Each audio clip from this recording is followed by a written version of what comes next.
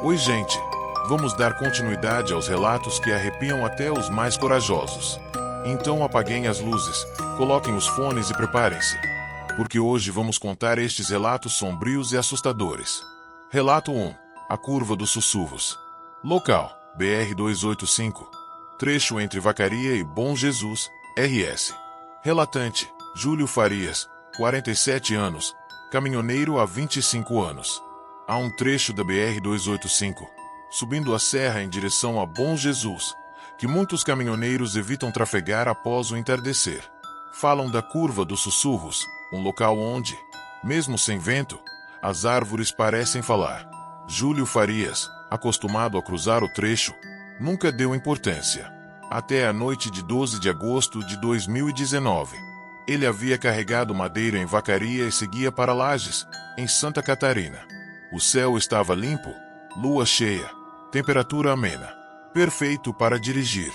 Júlio passou por Campestre da Serra e começou a subir a serra quando o rádio começou a chiar. Tentou sintonizar outra estação, mas só captava estática e uma espécie de murmúrio. A primeira coisa estranha foi quando os faróis começaram a perder força. Relatou: achei que era falha na bateria, mas o painel continuava aceso normalmente.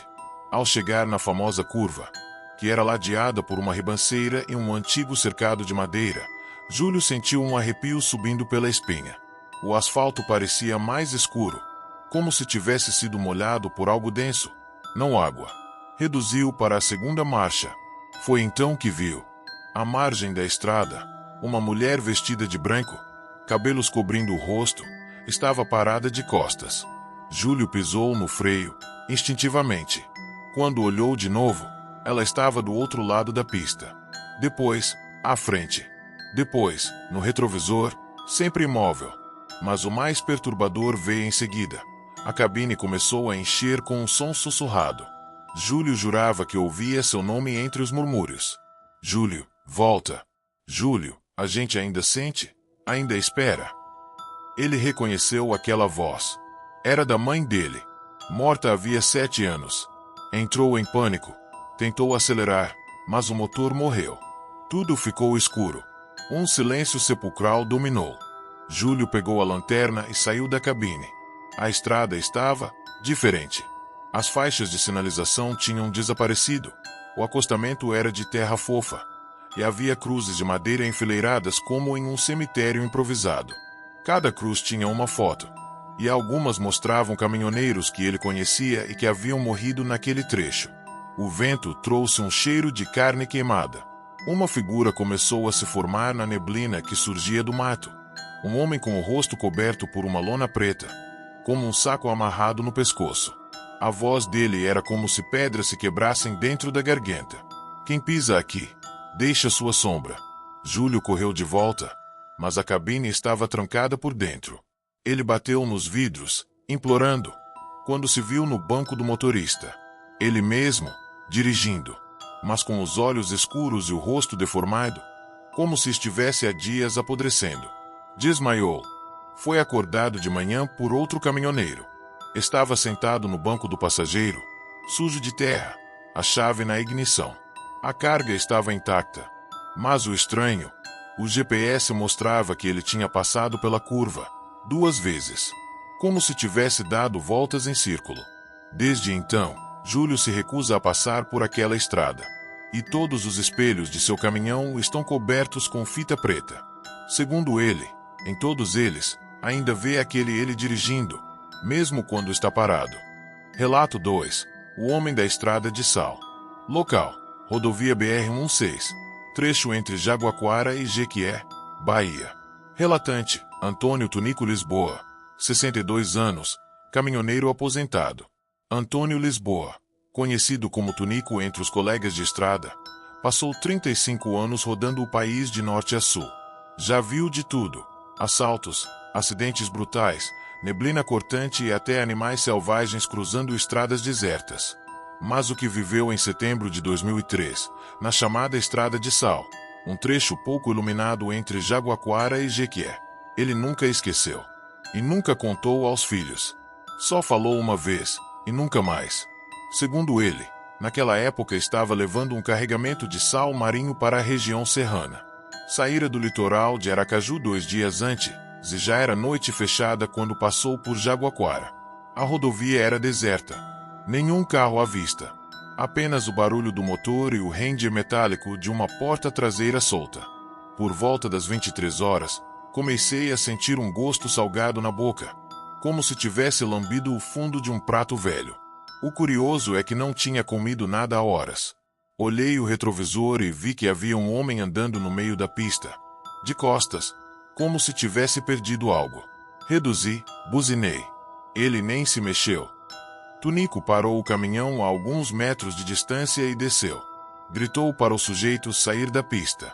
Mas ao se aproximar, notou que o homem estava completamente branco, como se coberto por uma fina crosta de sal. A pele rachada, os olhos virados para dentro, e a boca costurada com fios de cobre, como pequenos arames finos.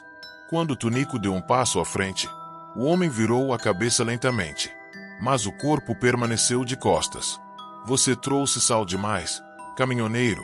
A voz saiu de algum lugar, não da boca. E agora, o preço é a sede. O chão sob os pés de Tunico começou a rachar. Estava seco, cristalizado.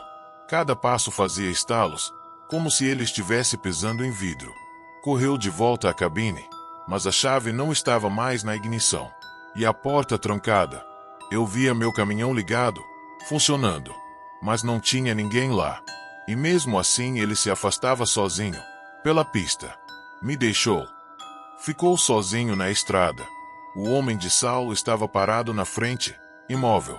Tunico tentou acender o isqueiro, mas o fogo apagava toda vez que ele ouvia um sussurro. Sede, sede.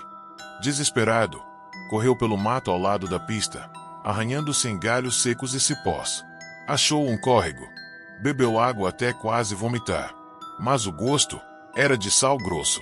Quando voltou à rodovia horas depois, nu e coberto de hematomas, seu caminhão estava encostado no acostamento, como se nunca tivesse saído do lugar. O rádio tocava uma música antiga, que sua mãe costumava cantar. E no banco do passageiro, uma vasilha com sal, e dentro dela, a chave da ignição. Desde então, Tunico tem a pressão alta por causa de uma síndrome de desidratação crônica. Médicos nunca explicaram, mas ele jura, toda vez que passa por algum supermercado e sente cheiro de sal refinado, ele escuta os sussurros de novo. Sede, sede. Relato 3. O homem sentado no guarda-reio. Local: BR-364. Trecho entre Porto Velho e Rio Branco, Acre. Relatante: Laerte Nunes, 47 anos, caminhoneiro autônomo. Laerte cruzava a BR-364 pela enésima vez. Era um trecho conhecido por ele, especialmente pela dificuldade, ladeiras molhadas, buracos, mato fechado e um silêncio que parecia engolir o som dos pneus.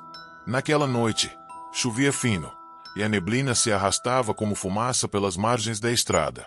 Por volta das 2 horas da manhã, depois de 7 horas dirigindo direto, Laerte decidiu encostar o caminhão num pequeno recuo próximo a uma curva perigosa. Queria tirar uma soneca de 20 minutos antes de seguir viagem.